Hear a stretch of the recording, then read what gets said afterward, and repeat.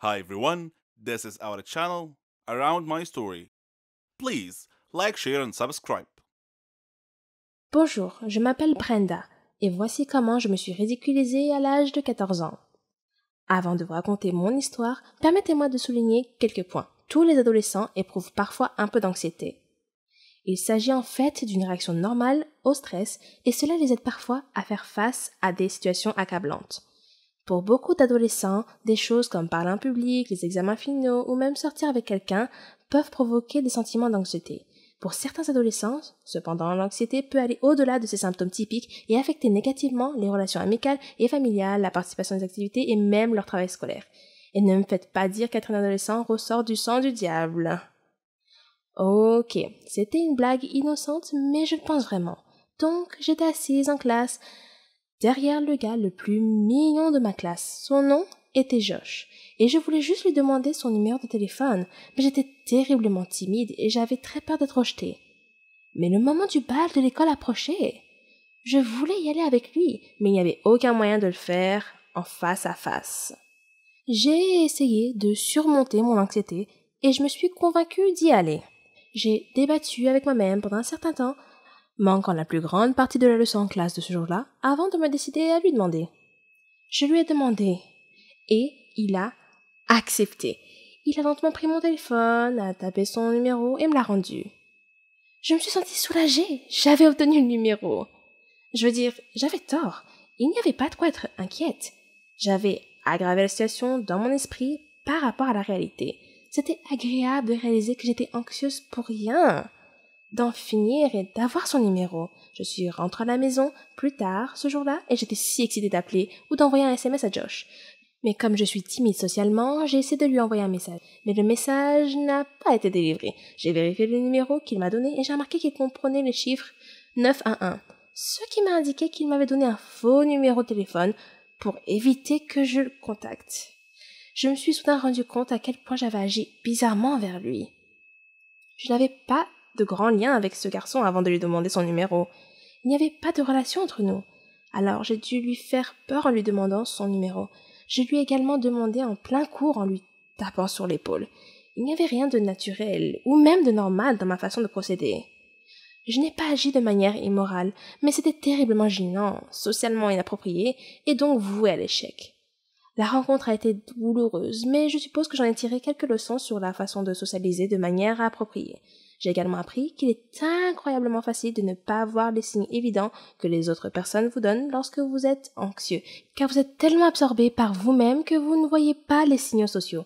En repensant à la façon dont il était clairement mal à l'aise face à ma demande, ce qu'il a fait comprendre en ne souriant pas et en hésitant à accepter de taper le numéro. Si j'avais été concentrée et que j'avais prêté attention, j'aurais peut-être remarqué son comportement et la façon dont il reflétait clairement ses sentiments à mon égard et face à notre échange. Cela m'amène à me poser la question suivante. Est-il plus facile d'avoir une anxiété fonctionnelle que d'être prisonnier de sa propre coquille, figé par l'anxiété? C'est peut-être le moindre des deux mots. S'occuper est souvent le moyen de rester figé dans sa coquille avec l'anxiété. Mais pour moi, cette expérience s'est transformée en objectif et a renforcé ma confiance en moi. Je vois cela comme une étape, mais ensuite, l'amélioration de l'estime de soi et de la confiance en soi vous permettra de fonctionner sans anxiété. C'est le but ultime. Mais vous savez quoi? Écrivez votre propre histoire. Vous ne pouvez pas continuer si quelqu'un l'écrit pour vous. Beaucoup de jeunes à l'école ressentaient la même chose. Ils ne se sentaient pas bien. Et je ne savais pas pourquoi. Les adolescents se reconnaîtront ce qui est effrayant et aggrave l'anxiété. Il faut y aller pour savoir que l'on est bien à l'école, et on ne peut le savoir que si l'on y va. Surmonter l'anxiété n'est pas une question de hippie ou de charabia. Il m'a fallu des années pour surmonter ce que j'appelle la peur de la vie, et je l'ai appris à la dure. Alors, est-ce que la blague du diable a un sens? Presque toutes les filles rêvent d'être une princesse de Disney, d'être comme Cendrillon qui a épousé le prince, ou Blanche-Neige, la plus belle de toutes. Mon histoire est un peu de ce genre. Mais les contes de fées ont généralement une fin heureuse, n'est-ce pas? Mais la mienne... Eh bien, je vous laisse en juger par vous-même. Je m'appelle Rona, et j'ai 17 ans. Je vis avec mes parents et ma sœur Célina. À l'école, j'étais comme une princesse. J'adorais tous mes amis. Et ils m'adoraient. J'excellais dans tout. J'étais la meilleure chanteuse de l'école, j'étais très sportive, et je pratiquais tous les sports. Mon seul défaut était mes cheveux, qui étaient trop frisés et trop moches à mon goût. Je pense que le coiffeur les a appelés bouclés. juste pour réconforter les gens comme moi. Mais frisé n'est pas bouclé. Pas dans mon agenda. J'admets que les cheveux frisés peuvent être attrayants sur certaines personnes, mais le look le plus ravissant pour moi, ce sont les cheveux longs et lisses. De beaux cheveux raides peuvent rendre n'importe quelle fille belle, même si elle n'a pas de beaux traits. Oh, comme j'enviais certaines filles de mon école avec leurs cheveux longs et soyeux. Bien sûr, ma princesse Disney préférée était Réponse. Je rêvais toujours d'être elle. À mon avis, c'était la plus belle princesse de l'univers Disney. Les souffrances qu'elle a endurées et le fait d'avoir finalement obtenu ce qu'elle méritait, sans parler de sa chevelure dorée et soyeuse, bien sûr. La façon dont elle brillait au soleil. Qu'est-ce que je ne donnerais pas pour avoir des cheveux comme ça? J'ai tout essayé pour améliorer mes cheveux. Je les ai shampouinés, mais ils gonflaient comme la fourrure d'un chien poméranien, si vous en avez déjà vu un. J'ai utilisé la crème lissante pour cheveux, mais ils ressemblaient alors à une route pavée avec de la mélasse répandue dessus. J'ai essayé des appareils électriques, mais ils n'ont pas aidé non plus. Ne vous moquez pas de moi. C'est la vérité. Chaque jour, je rêvais d'avoir des cheveux lisses. Puis, un jour, j'ai vu une publicité alors que je discutais avec mes amis. Elle mentionnait un centre de recherche en sciences de la beauté et indiquait que des scientifiques avaient mis au point un nouveau produit, capable de transformer en quelques minutes n'importe quel cheveu, qu'il soit bouclé ou frisé, en cheveux lisses et soyeux. Le centre avait besoin de volontaires pour tester le produit devant un public. Je me suis dit, waouh, mon rêve pourrait bien se réaliser et je pourrais aussi devenir célèbre. J'ai immédiatement envoyé ma candidature. J'ai été sélectionnée parmi 3 autres filles. J'étais un peu inquiète parce que l'expérience m'avait appris que les choses ne se passent jamais comme on l'avait prévu. Mais je me suis consolée. C'était un produit simple. Qu'est-ce qui pourrait mal se passer? J'ai fait des recherches sur le scientifique qui allait mener l'expérience. C'était un scientifique célèbre dans son domaine. Son nom était Wilfred Johnson.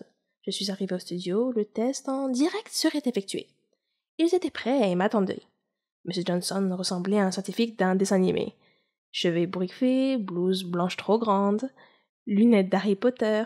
Vous voyez le tableau. Il m'a expliqué comment le produit fonctionnait et m'a assuré que tout irait bien.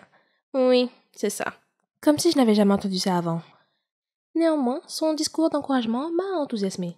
Puis sont sortis les documents juridiques, les clauses de non-responsabilité qui disaient qu'ils n'étaient pas responsables des effets secondaires qui pourraient m'arriver en utilisant leurs produits de beauté. Alors, je les ai signés. Voyant que j'avais l'air dubitative et inquiète, il a tenté de me rassurer en me disant que c'était la routine et que c'était typique de tous les essais cliniques. Cela ne m'a pas rassurée, mais j'ai quand même décidé d'aller jusqu'au bout. J'avais invité mes amis à venir assister à l'expérience. Elle était organisée comme une grande conférence. En plus de M. Johnson, il y avait des journalistes, des photographes et 2 autres médecins dans la salle. M. Johnson a commencé à expliquer le produit pour le bien du public. Je me tenais à l'écart de la scène en attendant d'être appelé. Enfin, ils étaient prêts pour nous et nous ont appelés sur la scène, où nous avons pris place dans leur fauteuil de coiffure. Des scientifiques ont mélangé divers liquides multicolores dans des flacons de laboratoire sur une table voisine de la scène. Après quoi, M. Johnson a rempli un flacon pulvérisateur du mélange et s'est approché de moi. Il m'a chuchoté à l'oreille que mon nom entrerait dans l'histoire.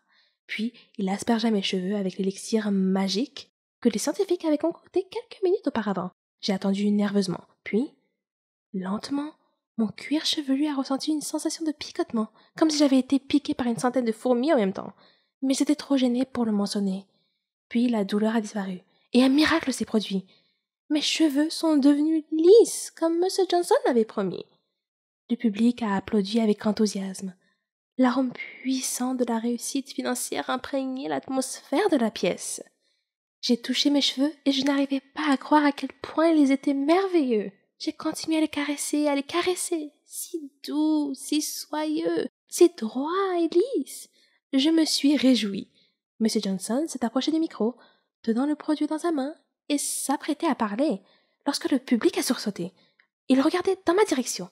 M. Johnson s'est retourné et m'a également regardé. Mes cheveux avaient soudainement commencé à pousser à une vitesse fantastique. Ils sont devenus de plus en plus longs, jusqu'à ce que je ressemble exactement à Réponse. J'ai crié sous le choc. M. Johnson s'est précipité et a appelé à l'aide. Mon visage a pâli et je me suis évanouie.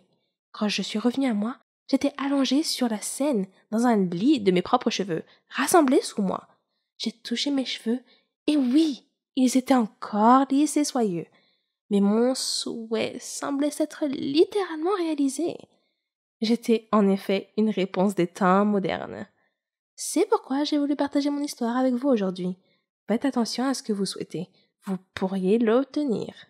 J'adore ma famille. J'adore nos réunions, nos plaisanteries, nos repas et tout le reste. Je ne peux pas imaginer ma vie sans eux. Mais un jour, j'ai failli tous les tuer. Non, je ne suis pas folle, je vous l'assure. Alors ne vous inquiétez pas, je vais vous raconter ce qui s'est passé. Je m'appelle Ginger, j'ai 18 ans. Comme vous pouvez le voir, je porte un tablier. C'est parce que j'adore cuisiner. J'aime tout ce qui a trait à la cuisine. Mes moments les plus heureux sont ceux où je vois ma famille manger un repas ensemble. Je cuisine toujours pour eux. Ils aiment ça aussi. Et ils me soutiennent. Ils me laissent essayer différents plats de différents pays. J'aime écouter leurs opinions sur mes compétences culinaires. Je suis également accro aux émissions de cuisine. Un jour, ma cousine Charlotte est venue nous rendre visite avant Thanksgiving. Elle aime s'habiller tout en noir et aujourd'hui n'a pas fait exception. Pour une raison quelconque, elle m'avait appelé plus tôt et m'avait demandé si j'avais déjà entendu parler de la malédiction du jour de Thanksgiving. J'ai répondu non, bien sûr. Alors elle m'a dit que la malédiction s'appliquait aux grandes familles qui mangeaient un grand repas ensemble à Thanksgiving. La malédiction était le résultat d'un esprit maléfique nommé Vicky, qui possédait le corps du cuisinier dans une certaine famille et empoisonnait toute la famille. Elle a dit que Vicky était une femme au foyer qui était une excellente cuisinière et qui aimait sa famille. Et pourtant, elle les a tous empoisonnés pendant le repas de Thanksgiving. Elle les a regardés mourir un par un. Puis elle s'est suicidée en apothéose. Au début, j'ai pensé que Charlotte plaisantait et essayait de me faire peur. Et je lui ai dit que c'était absurde, juste un récit de grand-mère. Mais elle a dit que toutes les légendes étaient fondées généralement sur des faits. Je me suis arrêtée une seconde. C'était vrai, je pensais. Je suis allée dans ma chambre et j'ai cherché sur Internet. J'ai trouvé les mêmes informations sur la malédiction qu'elle m'avait transmise, ce qui m'a effrayée encore plus. Et Vicky était exactement comme moi, ou était-ce le contraire? Je me suis retenue de creuser la question. Je devais me concentrer sur la préparation du repas. Le jour de Thanksgiving, mon père a fait quelques courses, parmi lesquelles il y avait une bouteille d'un liquide blanc, que j'ai supposé être du lait, bien que cela sentait bizarre, mais je pensais que j'imaginais des choses. Ma tante appela pour dire qu'elle arriverait quelques minutes plus tard. Alors j'ai dû me dépêcher pour terminer le repas rapidement. Ma touche finale était le dessert. Ce serait un bonbon à la citrouille. Je le préparai en utilisant le lait que papa avait ramené à la maison. Après que tout le monde soit arrivé, je servis le dîner, et nous nous assîmes tous et priâmes avant le repas. Puis tout le monde commença à manger. Les choses se passaient bien. Tout le monde discutait joyeusement et me complimentait sur la nourriture. J'étais ravie, mais je n'arrivais pas à me défaire de cette impression que quelque chose n'allait pas. J'ai regardé Charlotte, mais elle s'est contentée de sourire pour me soutenir. Soudain, une à une, les personnes autour de la table ont commencé à se serrer le ventre et à gémir de douleur. La dernière chose avant que je perde connaissance a été mon frère appelant l'ambulance. Lorsque je me suis réveillée plus tard, j'étais allongée dans un lit d'hôpital aux côtés de tous les membres de ma famille, qui étaient également allongés dans les lits d'hôpital. Le médecin est entré et a annoncé avec joie que nous allions tous nous en sortir. Puis, il m'a regardé, m'a fait un clin d'œil et m'a dit « La prochaine fois, jeune fille, je vous suggère de ne pas utiliser de la peinture blanche dans votre cuisine. » Et c'est ainsi que j'ai presque tué ma famille aimante.